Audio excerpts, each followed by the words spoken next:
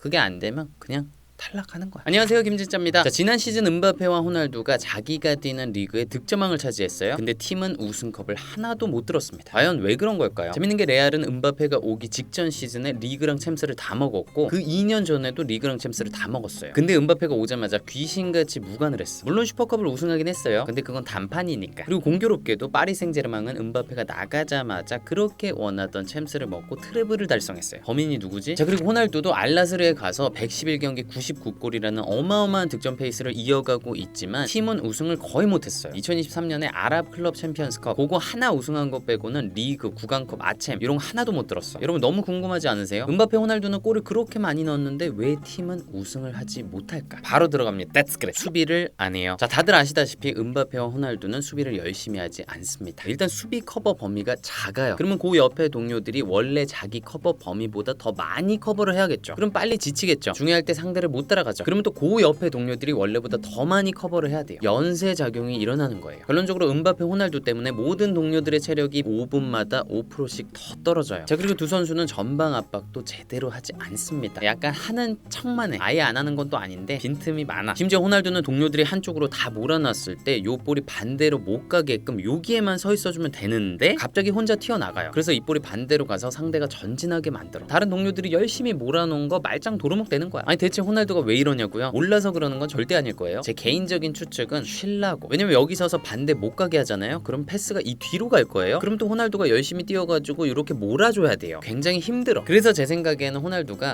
나는 백패스 못하게끔 여기 코스 막을게. 아이쿠 전환됐네. 우리 수비 라인 다 내려야겠네. 그러면 난 위에서 좀 쉽게 우리 역습해야 되잖아. 이런 느낌으로 혼자 빡 튀어나가는 게 아닐까 싶어요. 이게 단순 실수가 아닙니다. 이런 장면들이 반복적으로 나와요. 진짜 이거는 여기서 또 반대 전환됐을 때 이렇게 또 미친 듯이 뛰어가는 브로조비치 이런 선수들 진짜 불쌍해 죽겠어요. 자, 그리고 은바페, 호날두는 수비 전환도 제대로 하질 않죠. 밑에 내려와서 연계하다가 뺏겨가지고 상대가 역습하잖아요. 그래도 수비 안 내려가요. 오히려 더 위에 있던 동료들이 미친 듯이 내려가. 특히 호날두는 리그 우승을 결정짓는 중요한 경기 혹은 네이션스리그 결승 이런 무대에서도 이렇게 무책임한 모습을 보여요. 이건 진짜 팀에 직접적인 피해를 주는 거야. 자, 이렇게 두 선수가 수비를 열심히 안 해서 동료들의 체력을 야금야금 갉아먹으면 그게 경기 후반부에 100% 영향을 줍니다. 상대한테 공간 겁나 내줘. 그리고 끝까지 따라가서 슈팅 막아줘야 될 때 못 따라가요. 지쳐서. 자, 그리고 그런 패턴이 매 경기 반복된다? 그러면 시즌 막판에 동료들이 더 지쳐요. 그리고 항상 그 시기에 여러 대회들의 우승의 향방을 가리는 중요한 경기들이 있죠. 근데 동료들 체력이 다 떨어져 있으니까 질 확률이 높다. 근데 이게 재밌는 게 경기 수가 적잖아요. 그러면 어느 정도 커버가 가능해. 뭔 소리냐? 호날두가 뛰는 포르투갈 대표팀이 최근에 네이션스리그 우승을 했어요. 근데 그거는 딱 10경기예요. 그러니까 그거는 호날두가 수비를 안 해도 다른 젊고 에너제틱한 선수들이 충분히 커버할 수 있는 거예요. 근데 제가 볼 땐 그 팀으로 한 40경기, 50경기 한 시즌을 치른다? 그러면 호날두가 수비 안 하는 거에 영향력은 더 커질 수 있어요. 자, 은바페, 호날두가 수비를 열심히 안 하는 게 동료들 체력에만 문제를 일으키는 게 아닙니다. 감독이 선택할 수 있는 전술의 폭도 제한을 시켜요. 자, 여러분 생각해보세요. 은바페 혹은 호날두가 우리 팀에 있는데 파리 생제르맹처럼 강도 높고 빈틈없는 전방 압박 할 수 있을까요? 역압박 할 수 있을까요? 안 되죠. 아니면 포워드까지 싹 내려가지고 두 줄 수비 콤팩트하게 하는 수비 전술 그런 거 쓸 수 있을까요? 안 되죠. 그렇게 수비 전술의 선택지가 적어지면 팀 경쟁력은 당연히 내려갈 수밖에 없는 거예요. 그리고 개인적으로는 은바페는 수비를 조금 덜 열심히 해도 된다고 생각하긴 해요. 왜냐면 역습할 때 뒷공간 침투가 지리거든. 그리고 볼 잡았을 때 드리블 돌파로 차이를 만들어요. 그러니까 수비 조금 덜 해도 이해가 되긴 해. 근데 호날두는 이제 나이가 있다 보니까 뒷공간 침투도 많이 안 하고요. 그렇다고 드리블 돌파를 하는 것도 아니에요. 뭐 메시처럼 기가 막힌 로빙 패스로 찬스 메이킹 하는 것도 아니고요. 근데 수비도 안 해. 전성기 메시 마냥 팀이 위기에 있을 때 혼자서 마법을 부려가지고 구할 정도 아니면은 수비해야 됩니다. 요거는 클롭 감독도 똑같이 얘기를 했어요. 특히 현대 축구는 11명이 다 수비를 열심히 해야 되긴 해. 파리가 괜히 은바페 나가고 잘 된 게 아닙니다. 경합과 세컨볼. 자, 축구에서 눈에 막 확 보이는 건 아닌데 진짜 중요한 게 있습니다. 바로 볼 경합과 세컨볼이에요. 일단 볼 경합이 뭐냐? 볼이 누구의 것도 아닐 때 그걸 우리 걸로 가져오기 위해서 싸우는 거예요. 그리고 세컨볼 싸움은 뭐예요? 그 경합 이후에 떨어진 두 번째 볼을 우리 걸로 만들기 위해서 싸우는 거예요. 자, 이게 왜 그렇게 중요하냐? 일단 아주 직관적으로 생각해 보자고요. 축구는 골을 넣어야 이기는 게임이죠. 근데 골을 넣으려면 우리가 볼을 갖고 있어야 되죠. 그러려면 볼 경합, 세컨볼 싸움에서 이겨야죠. 자, 그리고 그런 경합에서 자꾸 이겨가지고 볼을 우리 걸로 만들어야 경기 주도권을 가져올 수 있어요. 여기서 주도권은 단순 점유율이 아니에요. 점유율이 높은 축구를 하든 낮은 축구를 하든 어쨌든 경합 상황에서 볼을 가져와야 우리가 하려고 하는 축구를 제대로 할 수 있어. 그럼 이길 확률이 높아지는 거죠. 그러니까 이런 볼 경합에서 이기는 게 아무것도 아닌 것 같고 또 눈에 막 띄지도 않지만 그런 게 누적되면서 경기 결과에 영향을 엄청나게 주는 거예요. 자, 그런데 음바페, 호날두는 볼 경합, 세컨볼 싸움을 열심히 하지 않습니다. 자기 바로 옆에 있는 동료들이 해주길 원해요. 그래도 음바페는 막 각성한 날에는 열심히 하거든요. 근데 호날두는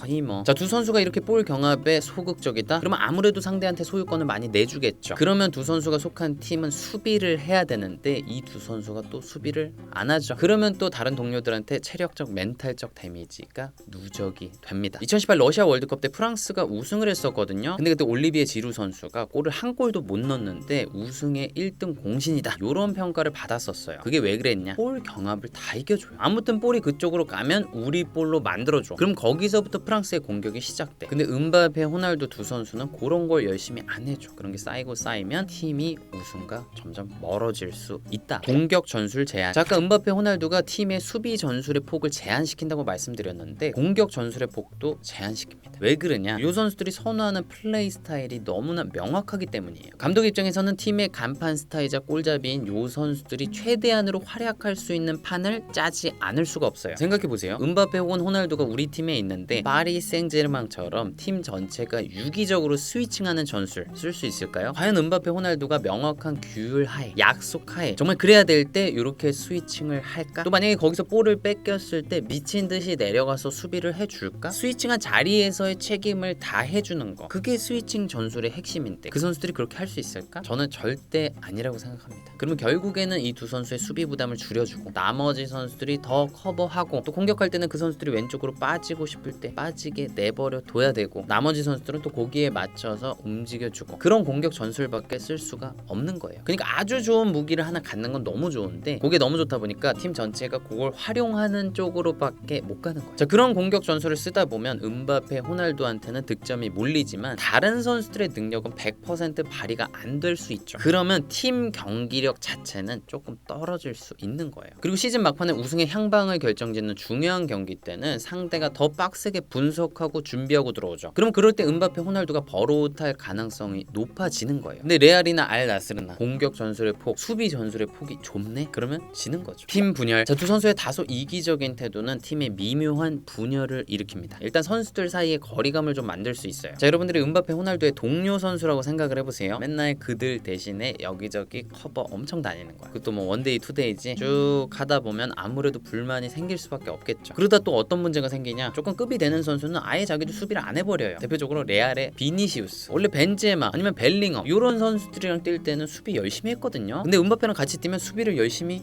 안 해. 속으로 그런 생각 하겠죠. 나도 지난 시즌에 발롱 2위 먹었는데 내가 뭐 조연이야? 나 안 뛰어. 그리고 그렇게 되면 팀 내에 은근한 파벌이 생길 수 있어요. 수비 안 하는 스타들 대 뒤치다거리하는 나머지 선수들. 실제로 과거 파리에 M&M이 있을 때 그때는 사실상 한 팀이 아니라 두 팀이었다, 그런 얘기가 있었어요. 그러니까 M&M 한 팀, 뒤치다거리하는 8명이 한 팀. 그리고 더 과거에 레알의 갈락테코 때도 비슷했죠. 당시 지단 파본 정책 이렇게 이름 붙였는데 공격 쪽은 지단처럼 영입을 해서, 그리고 수비 쪽은 파본처럼 유스해서 이렇게 해서 한 팀을 만든다. 근데 사실상 약간 두 팀 같은 느낌이 있었죠. 그리고 그렇게 미묘하게 분열된 팀들이 기대만큼 성공적이지 못했어요. 어떻게 될 수가 있겠어요. 원팀이 돼도 될까 말까인데. 그리고 그렇게 분열된 구조가 실제 경기에서 경기력을 어떻게 망치냐? 수평적인 피드백 교환이 안 돼요. 누가 음바페, 호날두한테 야, 안 뛰어? 패스하라고 이렇게 얘기할 수 있겠어요. 제가 실제로 알나스르 경기를 보면서 그런 걸 많이 목격했습니다. 호날두가 볼을 잡고 있고 어떤 동료가 뒷공간으로 뛰어. 호날두가 찌르면 완전 찬스거든요. 근데 안 찌르고 백패스해. 그러면 그 움직임을 가져갔던 선수가 빡치죠. 아우 막 이러면서 혼자 분을 삭혀요. 호날두한테 절대 뭐라고 하지 못해. 그렇게 솔직한 피드백을 주고받지 못하는 게 경기력 경기력에 좋겠냐고요? 안 좋죠. 근데 진짜 재밌는 게 포르투갈 대표팀이 네이션스 리그를 우승했다고 말씀드렸잖아요. 그 경기들을 보면 브루노 페르난데스가 호날두한테 막 뭐라고 합니다. 수비할 때 야 땡겨 그러니까 군대로 치면 분대장인 상병이 말년 병장한테 뭐라고 하는 거예요. 약간 다이다이 할 수 있잖아. 그렇게 서로 수평적인 피드백을 주고 받으니까 경기력이 좋죠. 아무래도 체계가 유지되고 탄탄하다고요. 그러니까 우승할 수 있는 거예요. 자, 그리고 음바페 호날두는 감독과도 기싸움을 해서 팀이 하나로 뭉치지 못하게 만들죠. 음바페는 파리에서 항상 감독보다 위에 있는 느낌이었어요. 심지어 과거에 트래블까지 했던 엘리키 감독이 음바페한테 너 수비해야 된다. 너 농구 좋아한다며. 마이클 조던도 수비 열심히 했어. 이렇게 잔소리를 여러 번 했는데도 말 안 듣죠. 그리고 그런 걸 다른 선수들도 다 느낄 거라고요. 팀의 간판 스타와 감독이 계속 기싸움을 하는데 원팀이 되겠냐고요. 자, 그리고 호날두는 더하죠. 테나흐 감독 저격하면서 맨유를 떠난 건 너무나 유명하고요. 알 나스르에서도 루디 가르시아 감독 그리고 피올리 감독이 경질을 낼 때 호날두의 입김이 작용했다. 전술적으로 불화설이 있었다. 이런 보도들이 있습니다. 그리고 심지어는 새로운 감독을 선임하는데 호날두가 관여했다. 이런 보도도 있고요. 이렇게 감독이 스타 선수의 눈치를 보는 팀이 잘 될 수가 있겠습니까? 퍼거슨, 펩 그런 감독들이 왜 팀의 에이스를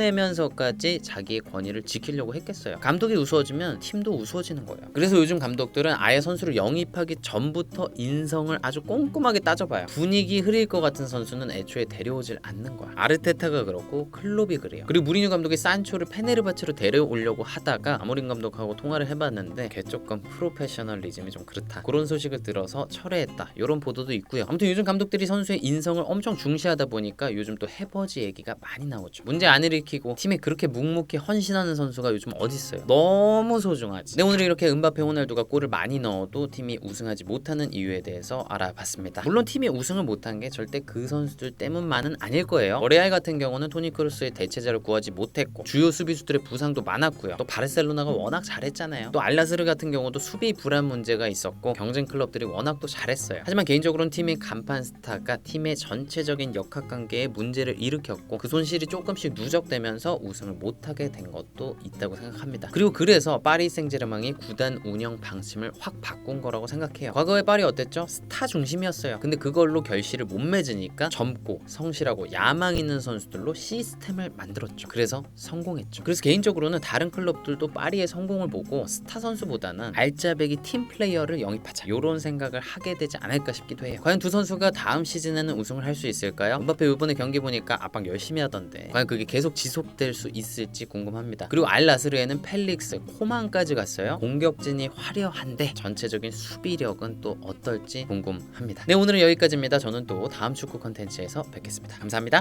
뿅!